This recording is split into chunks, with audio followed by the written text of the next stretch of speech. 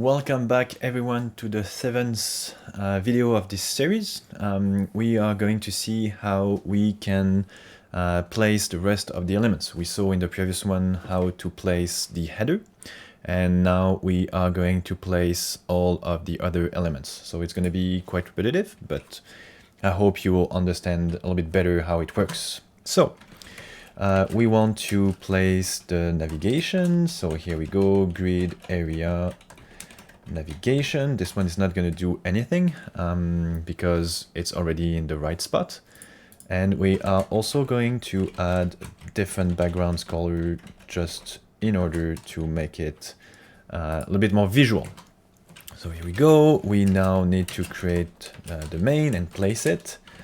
So I'm going to say grid area main, and we're going to give it a background color of red, for instance.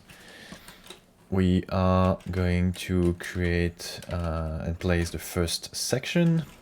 This one is going to be first of type, for instance. Grid area of section.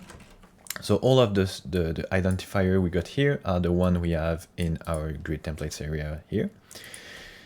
This one is going to get a background color of aqua.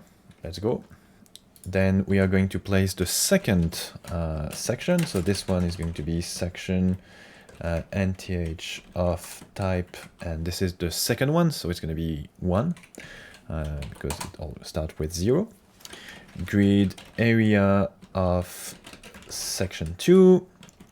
This one's going to get a background color of brown, and we are going to place the footer. So the footer is going to get the grid area of footer and the background color of coral, chocolate. Chocolate is nice. So I see here I made a mistake.